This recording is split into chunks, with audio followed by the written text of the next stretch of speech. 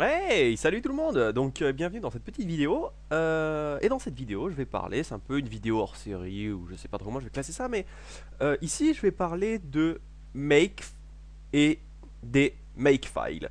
Alors, qu'est-ce que c'est? Alors, c'est tout simplement un espèce de petit système de script spécialisé pour la compilation. Donc, ici, bien évidemment, comme on a vu ensemble le langage C principalement, je vais justement un peu vous expliquer comment utiliser ce principe en langage C. Donc on va commencer par faire un petit programme en C, bien évidemment standard. Voilà. Voilà, un programme qui ne fait rien de particulier, qui va juste afficher quelque chose à l'écran. Donc on va commencer par un printf hello world. Alors voilà, donc je me répète, parce que ça fait pas de mal. Qu'est-ce que c'est que make? C'est tout simplement un système. C'est tout simplement un système, donc c'est également tout simplement un fichier texte qui permet de compiler.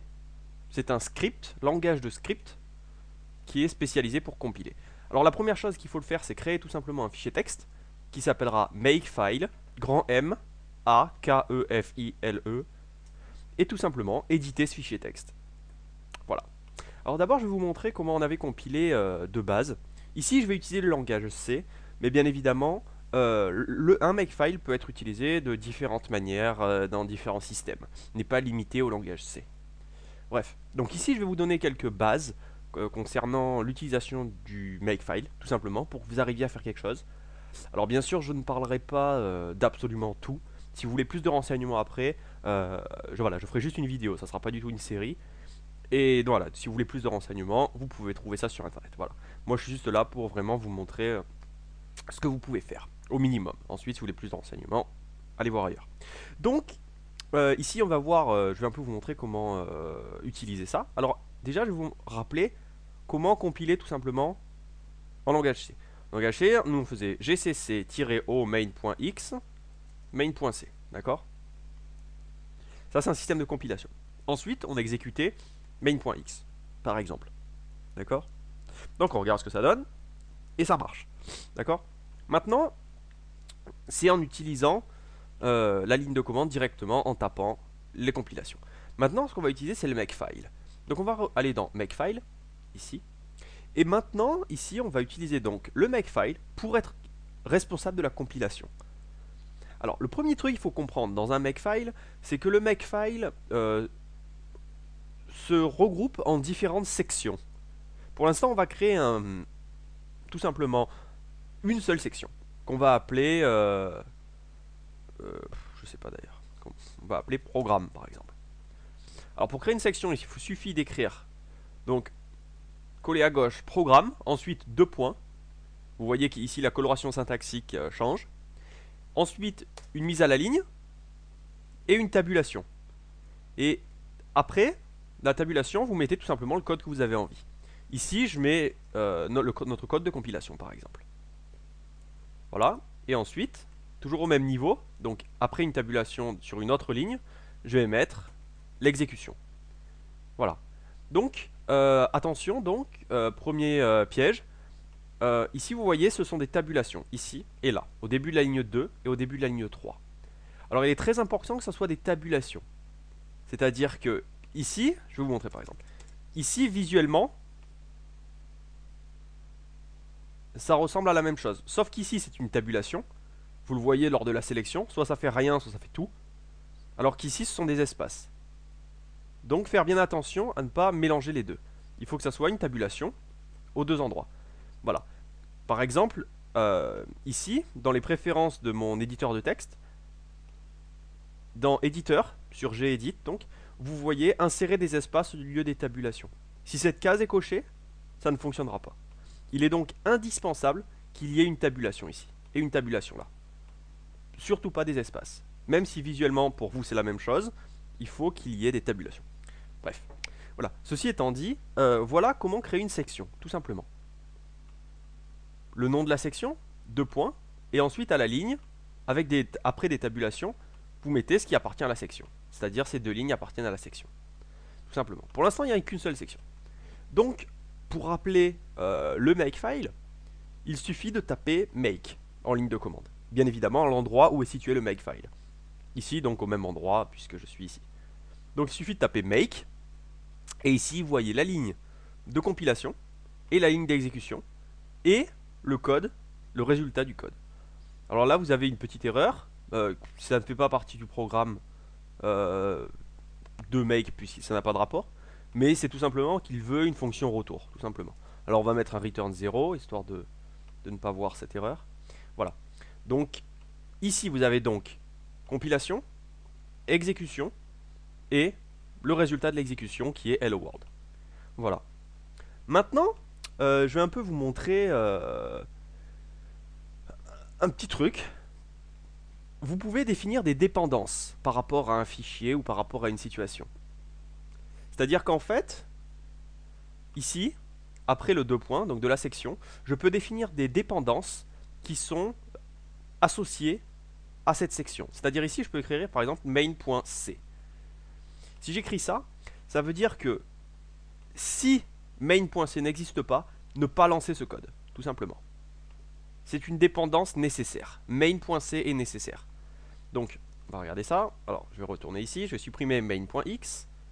Je vais renommer main.c en main2.c. Je relance le make. Et ici, il me dit make, pas de règle pour fabriquer la cible. Nécessaire pour, pour programme. Arrêt. Voilà. Il me dit tout simplement main.c n'existe pas. Donc on va le recréer. Voilà. Vous voyez donc ici, on peut définir des dépendances. Après le 2 points, donc, on peut définir des dépendances pour empêcher le programme de faire quelque chose dans une certaine situation. Voilà. Alors, maintenant on a créé une fonction, on était plutôt content avec notre fonction, mais maintenant ce qu'on va faire, c'est créer plusieurs fonctions. Donc on est parti. Donc toujours la même syntaxe. Le nom de la section est tout à gauche, et ensuite, ce qui est à l'intérieur de la section, ça sera après une tabulation.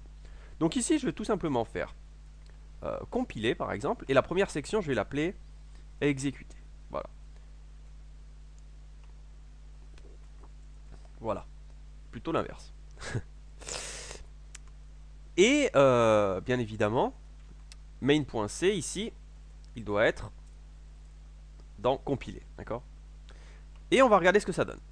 Lorsque je tape make dans cette situation, vous voyez qu'il me dit ./main.x commande introuvable. Alors, pourquoi? Eh ben, c'est très simple. En fait, lorsque vous tapez make, sans rien d'autre, juste make, il va sous-entendre lance la première section. C'est-à-dire ici, la première section, ça sera exécuté. Il va complètement ignorer cet élément-là. Si vous tapez make, il lancera ça. La première section. C'est-à-dire que, ici, je vais mettre compiler par exemple. Je vais mettre compiler au début et exécuter après. Si je mets un make, ici, vous voyez le code de compilation qui a été lancé et le main.x a été créé. Donc en fait, si vous mettez make, ça va remplacer, ici dans notre exemple que l'on vient de changer, ça sera exactement pareil que make compiler. Voilà donc une méthode pour appeler différemment le contenu des sections. Tout simplement make, espace, et le nom de la section. Voilà, je vais faire exemple faire make compiler. Et vous avez remarqué que make et make compiler, c'est exactement la même chose. Dans cette situation, évidemment. Maintenant, ce que on peut faire, c'est main exécuter, par exemple, pour appeler une section particulière. Et ici, vous voyez donc le code de l'exécution et le résultat du programme qui a été exécuté. Voilà. Voilà donc comment utiliser make, espace, le nom d'une section. Et vous pouvez bien évidemment définir le nombre de sections que vous voulez. Alors, maintenant, ce qu'on peut également faire, c'est par exemple ici, dans exécuter, je vous ai dit qu'on pouvait montrer des dépendances. Ce qu'on peut faire, c'est aussi donner une dépendance de section. C'est-à-dire que par exemple, si ici, là, je mets 2 points, espace, et j'écris compiler, qui correspond au nom d'une section, ce nom-là correspond à cette section-là, il va tout simplement lancer cette section avant de lancer le code. Donc je vais supprimer le main.x pour vous montrer ce qui se passe, et ici je vais tout simplement écrire make. Si j'écris make ou make exécuter, ça aurait été la même pareil, hein. Ici, je vais juste écrire make pour simplicité. Et ici, vous voyez qu'il lance la compilation. Donc, il arrive ici, il dit ok, lance make. Bon, tu m'as pas précisé exécuter, mais je sais que c'est exécuté puisque c'est le nom de la première section. Quelles sont les dépendances? Ah, compiler. Il faut donc lancer cette section avant de lancer le code. Il regarde ici, d'accord, compiler. Dépendance main.c. Est-ce que main.c existe? Oui. Donc, lancer le code de compilation. Donc, cette condition vient d'être respectée, si vous voulez, et exécuter le code. ./main.x. Et le code s'exécute, et ici vous voyez le résultat un peu de toutes les commandes. Et le résultat du programme, tout simplement. Voilà. Donc, je vous ai donc dit que c'était en gros un peu un langage de script spécialisé pour la compilation. Voilà. Bien sûr, ça peut marcher dans énormément de situations. Maintenant, je vous dis que c'est un langage de script. Donc je vais un peu modifier pour que ça soit un peu plus, un peu plus script. Voilà, tout simplement. Donc pour ça, je vais y intégrer des commandes Linux, tout simplement. On va mettre par exemple compilation de points. Et ici, on va faire pareil. On va mettre, enfin pareil, non. On va mettre exécution de points. Voilà. En fait, d'abord, je vais vous montrer ce qui se passe avant de corriger ce que je viens de faire. Regardez ce qui se passe. Ici, moi, mon objectif, c'était d'écrire exécution, ensuite le code de l'exécution. Mais ici, vous voyez que ce qui se passe, c'est que il fait deux fois. C'est-à-dire, non seulement il écrit le code que j'ai écrit, c'est-à-dire echo compilation, et après, il affiche le résultat de l'écho, si vous voulez. Et c'est logique parce que ici, vous avez vu par exemple ce code gcc-o main.x main.c. Vous avez bien compris que ce code n'affiche rien à l'écran, il compile tout simplement. D'accord? Et pourtant, on le voit s'afficher ici. Donc, si echo répond à la même règle, c'est tout à fait normal qu'il écrive le code en lui-même. Voilà. Donc, si vous voulez écrire, donc plutôt ignorer,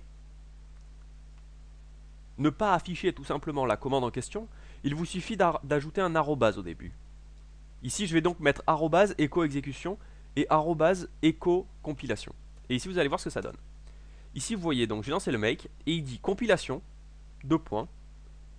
Il marque le code de compilation, exécution, main.x et le résultat du programme.